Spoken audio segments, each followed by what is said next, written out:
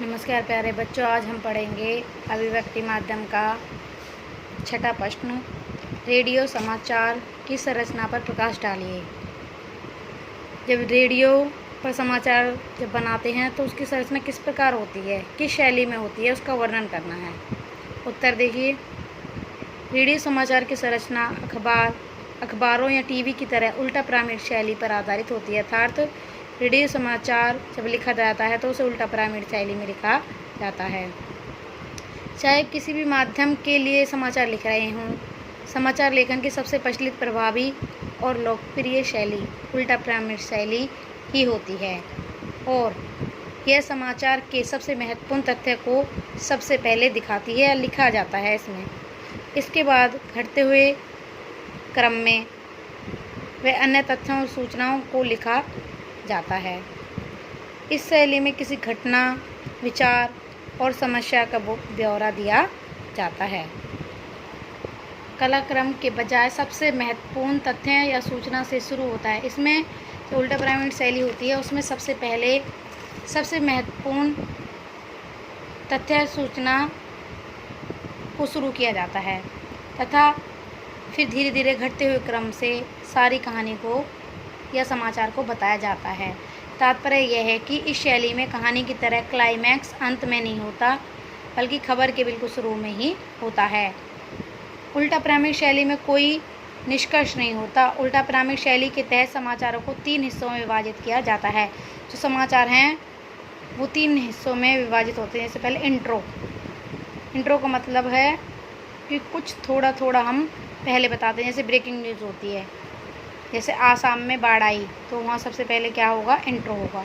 फिर बॉडी में उसका मध्यम भाग, उसको विस्तार से वर्णन किया जाता है और समापन अर्थात थोड़े शब्दों में उसका समापन कर दिया जाता है। उसके बाद समाचार के इंट्रो और लीड को हिंदी में मुखड़ा कहते हैं। उदाहरण देखिए, इसमें बिहार में बाढ़ का संकट गहराया जा रहा है, जिससे मरने वालों की संख्या बढ़कर 465 हो गई। इस प्रकार हम उल्टा पिरामिड शैली में ही समाचार पत्रों को लिखते हैं। इसके बाद 7वां प्रश्न देखिए। रेडियो के समाचार लेखन के लिए किन किन बातों को ध्यान में रखना चाहिए। जब रेडियो पे कोई समाचार पत्र लिखना है अर्थात समाचार लेखन लिखना है तो उस समय किन किन बातों को हमें ध्यान में रखना चाहिए कि कैसा लिखना चाहिए। उत्तर देखिए। पहला है साफ़ सुथरी और टाइप कॉपी। जब भी रेडियो के लिए समाचार लेखन लिखा जाए तो सबसे पहले साफ़ सुथरी और टाइप कॉपी का इस्तेमाल करना चाहिए। रेडियो समाचार सुनने के लिए होते हैं, प्रसारण के लिए तैयार किए जा रहे होते हैं, इसलिए समाचार कॉपी को कंप्यूटर पर ट्रिपल स्पेस में ही टाइप किया जाना चाहिए। मतलब उसमें स्पेस कितना होना चाहिए, ट्रिपल स्पेस। कॉपी के दोनों ओर हाशिया छोड़ना चाहिए, दोनों तरफ थोड़ा थोड़ा हाशिया छोड़ा जाना चाहिए। एक पंक्ति में अधिकतम 12 से 13 शब्द से ज़्यादा नहीं होने चाहिए। जब भी हम रेडियो के समाचार के लिए कोई कॉपी तैयार कर रहे हैं तो उसमें दोनों तरफ 12-13 से ज़्यादा शब्द किसी भी पंक्ति में नहीं होने। उदाहरण के लिए 1 से 10 तक के अंकों को शब्दों में, जब 1 से 10 तक के जो अंक होते हैं उनको शब्दों में लिखें। 11 से लेकर 999 तक के अंकों को अंकों में लिखते हैं। लेकिन जो बड़ी संख्या है जैसे 28,37,550 लिखने की बजाय 28,37,550 लिखा जाना चाहिए था, तो उसको शुद्ध हिंदी में लिखा जाना चाहिए, अन्यथा वाचक को पढ़ने में मुश्किल हो जाएगी। यह हमेशा ध्यान में रखना चाहिए कि इस तरह अखबारों में प्रतिशत और डॉलर जैसे संकेत चिन्हों से काम चल जाता है। जैसे अखबारों में हम प्रतिशत लिख सकते हैं, डॉलर के चिन्ह लगा सकते हैं, लेकिन रेडियो में यह पूरी तरह से वर्जित है। अर्थात चिन्हों की जगह पे प्रतिशत या डॉलर लिखा जाना चाहिए, क्योंकि जब अखबार पर पढ़ने वाला जो लेखक है, संवाददाता है या एंकर है, तो पढ़ेगा तो वो हो सकता है प्रतिशत और डॉलर के निशान को समझ ना पाए, इसलिए उसको हमें शुद्ध हिंदी में लिखना चाहिए। उदाहरण देखिए। सचिन तेंदुलकर ने अगर 98 रन बनाए हैं तो हमें 100 रन के लगभग नहीं लिखने चाहिए, अर्थात जितने रन उसने बनाए हैं उतने ही लिखने चाहिए।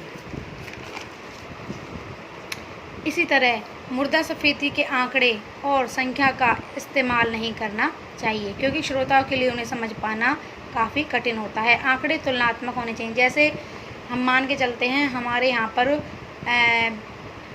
20,000 क्विंटल अनाज हुआ हरियाणा में, तो अगले साल अगर हम जब अखबार उसमें रेडियो पर न्यूज़ दिखाएंगे तो उसमें ये लिखा जाएगा इस साल 10,000 क्विंटल गेहूँ की बढ़ोतरी हुई, ना कि पहले कितना था या अब कितना। बढ़ोतरी के साथ लिखा जाना चाहिए।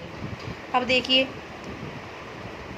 और प्रश्न देखिए अगला, प्रिंट माध्यम के 5 गुण व दोष। जो प्रिंट माध्यम होता है ना उसके 5 गुण व दोष। गुण क्या है? जन जन तक पहुँच होती है प्रिंट माध्यम की, स्थायित्व होता है इसका कि बहुत लंबे समय तक रहती है, सुविधा अनुसार प्रयोग कर सकते हैं, जब मन करे जब पढ़ सकते हो आप इसको, कहीं से भी खबर पढ़ने की सुविधा है। और इसके बाद दोष क्या है? अनपढ़ लोगों के लिए अनुपयोगी, क्योंकि अनपढ़ लोग इसे नहीं पढ़ सकते। निश्चित अवधि के बाद प्रकाशन, क्योंकि हर 24 घंटे या मासिक या साप्ताहिक पत्रिका होती है, तो निश्चित अवधि के बाद इसका प्रकाशन संभव है। दृश्यों का अभाव होता है, किसी चीज़ में दृश्य नहीं होंगे तो आकर्षित नहीं होते वो। खबरों की तत्काल पहुंचाने में असमर्थ है। कोई भी किताब वगैरह हम पढ़ेंगे जब भी तो आएगी, वो तत्काल नहीं दे सकती। जैसे टीवी वगैरह में तत्काल खबरें पहुंच जाती हैं, इसमें नहीं पहुंच पाती। इसके बाद रेडियो के गुण और दोष।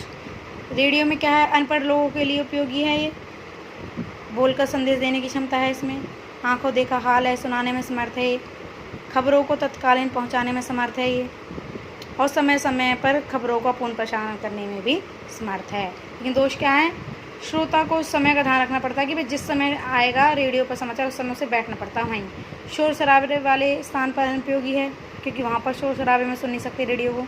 श्रोता संदेश को कहीं से भी नहीं सुन सकता। ये नहीं है कि हम यहाँ बैठे हैं और बहुत ज़्यादा दूरी पे जाके सुन सकते हैं, ये नहीं कर सकते इसमें। और अगर हमें कोई अर्थ समझ में नहीं आएगा ना रेडियो पर, तो हमारे पास कोई चारा नहीं ले जा सकता, हम वही सोचते रह जाते हैं कि भाई इसका क्या अर्थ होगा। श्रोता समाचार के समय इधर उधर नहीं जा सकता, उसे वहीं बैठना पड़ता है। इसी प्रकार टेलीविज़न के गुण देखिए, दृश्य सुविधा होती है इसमें, सीधा प्रसारण होता है, अनपढ़ दर्शकों के लिए उपयोगी है, खबरों के तत्काल पहुंचाने में समर्थ होता है, ये समय समय पर खबरों का पुनः प्रसारण करने में भी समर्थ होता है। जैसे देख सकते हैं, और टीवी में सीधा प्रसारण चलता है इसमें, और अनपढ़ लोग जरूर नहीं है पढ़े लिखे ही देखें इसको, और समय समय बार बार आप न्यूज़ सुनोगे तो बार बार आ सकता है, समाचार पत्र में भी बार बार देख सकते हैं, टीवी में कोई नाटक उसको भी बार बार देख सकते हो। दोष क्या है? हर जगह उपलब्ध नहीं है टीवी। अब तो देखो बहुत गाँवों में भी आ चुके हैं, लेकिन पहले नहीं थे। अपेक्षाकृत खर्चीला, भाई खर्चीला तो ये है ही, बिजली पर आधारित है, बिजली नहीं होगी तो कैसे चलाओगे। समय का ध्यान रखना पड़ता है कि उस समय वो न्यूज़ आएगी, उस समय वो नाटक या उस समय वो मूवी आएगी, फिल्म आएगी, वो देखनी पड़ेगी। दर्शक समाचार को कहीं से भी नहीं सुन सकता, भाई टेलीविज़न के सामने ही बैठकर हम सुन सकते हैं। इसके बाद है इंटरनेट के गुण दोष। गुण क्या है इसमें? दृश्य व प्रिंट दोनों माध्यमों का लाभ ले सकते हैं हम इसमें। सूचनाओं की तत्काल प्राप्ति हो जाती है, इंटरनेट पर सबसे फास्ट है। खबरों का बैकग्राउंड तैयार करने में सहायक है। खबरों के बैकग्राउंड का मतलब है जो पुरानी खबरें हैं ना उसको भी हम इससे जोड़ के देख सकते हैं नई खबरों के साथ।